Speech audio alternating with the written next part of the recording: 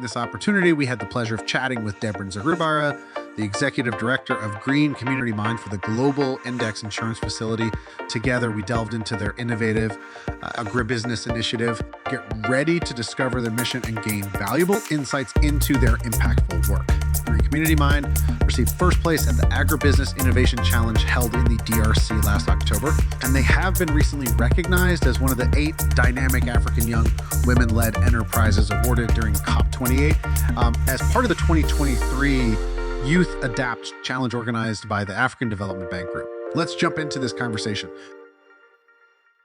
Pouvez-vous expliquer en détail votre initiative innovante en agriculture, tout en abordant la manière dont elle répond aux défis rencontrés par les petits agriculteurs et les PME agricoles en RDC?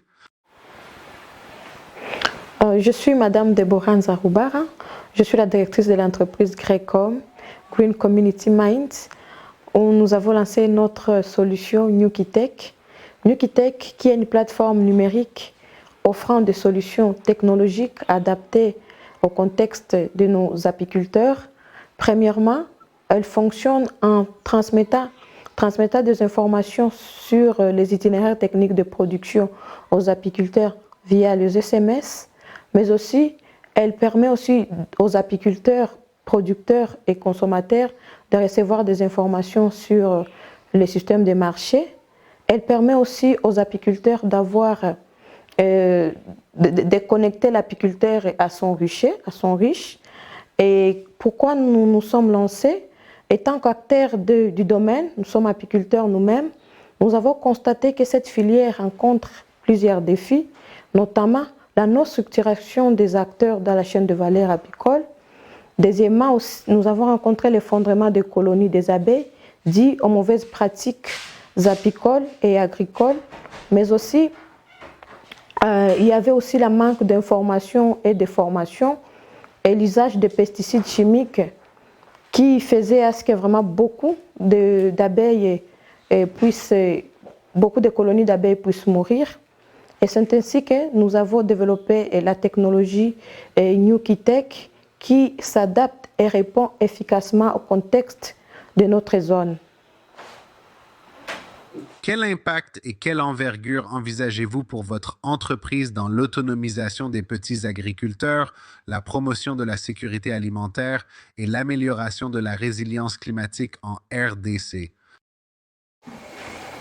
En ce qui concerne l'autonomisation des petits producteurs, la promotion de la sécurité alimentaire et l'amélioration de la résilience climatique en RDC, nous avons développé une stratégie basée sur la mutualisation, ainsi que sur des partenariats gagnant-gagnant entre les acteurs, et ce qui a permis aux acteurs d'être identifiés. En identifiant les acteurs, nous les avons regroupés en coopératives et en regroupement apicole pour un développement inclusif. Pour rencontrer les objectifs de développement durable, l'initiative soutiendra l'approche d'apiculture régénérative capable de diversifier les sources naturelles et les ressources de revenus des producteurs à travers l'intégration de la production alimentaire, l'horticulture, l'agroforesterie et la gestion des eaux. Dans les systèmes de production agricole, nous avons instauré aussi la gestion de la qualité des produits sur le marché grâce à la diversification des ressources de revenus des apiculteurs, qui va leur permettre d'avoir une résilience face au changement climatique. Pourriez-vous détailler les solutions spécifiques que vous utilisez pour renforcer la productivité et la rentabilité des PME et des petits agriculteurs?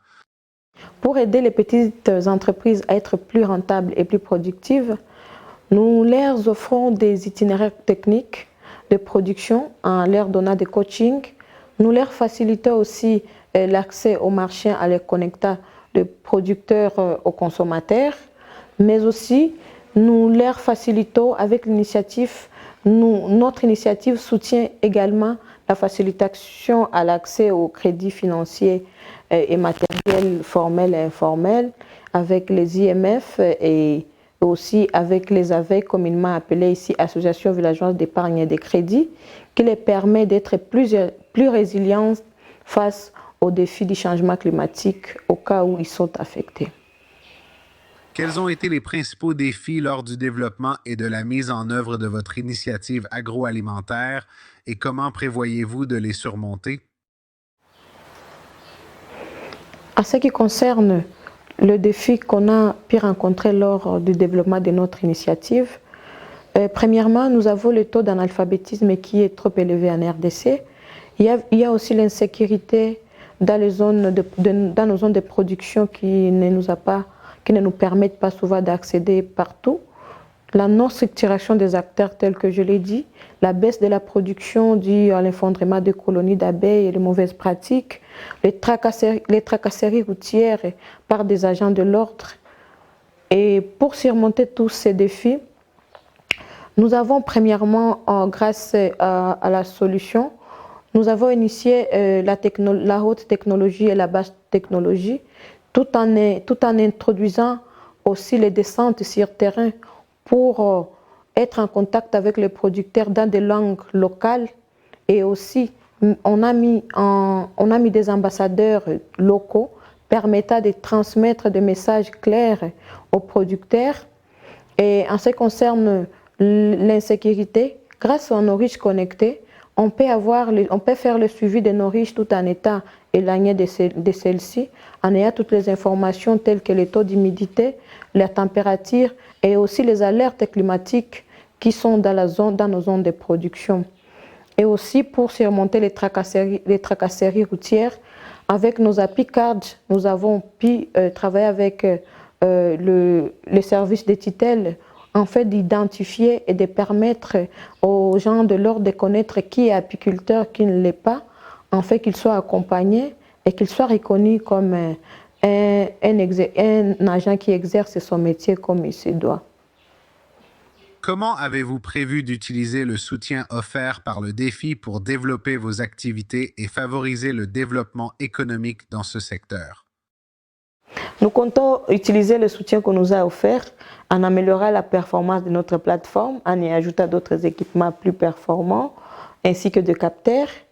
Nous allons mettre en place un guichet pédagogique en fait de permettre aux autres qui sont aux alentours aussi d'être à jour par rapport aux techniques que nous utilisons. Nous allons aussi investir dans le marketing et la logistique en fait que le produit des apiculteurs puisse être acheminé facilement dans des endroits où ils seront vendus. Et aussi, nous devons étendre nos actions dans d'autres zones, comme on peut les mettre dans toute la RDC. Comment votre initiative s'aligne-t-elle sur l'engagement mondial visant à améliorer la productivité agricole, la rentabilité et la résilience climatique? Notre initiative s'aligne sur l'engagement mondial en faveur de la promotion et la productivité agricole et la rentabilité de la résilience face au changement climatique, étant donné que notre résolution repose sur le principe écologique des abeilles, où nous prenons les abeilles comme indicateurs biologiques. Nous intégrons de multiples pratiques agricoles, telles que la restauration du sol, la gestion des eaux, l'agroforesterie, l'horticulture, etc., pour créer un environnement propice aux abeilles, ce qui permet en même temps de diversifier les sources de revenus aux apiculteurs, agriculteurs. Cette façon de faire contribuer à la création de microclimats qui contribuent et qui impactent sur la régulation du climat local et offrent des conditions de croissance stables pour l'agriculture, ce qui est crucial face aux perturbations liées au changement climatique. En fait, notre approche entrepreneuriale axée sur le marché permet un équilibre où l'environnement bénéficie des efforts déployés par l'apiculture, qui à son tour génère des revenus durables pour les apiculteurs sans dégrader les ressources naturelles. Et cela crée un modèle de développement durable qui non seulement protège, mais aussi valorise l'environnement tout en offrant une visibilité économique à long terme pour les agriculteurs et les communautés rurales. Et c'est avec cette dernière question que nous terminons cette conversation très fructueuse avec la représentante du GRECOM, Deborah Nzarubara. Merci d'avoir collaboré avec nous, Deborah.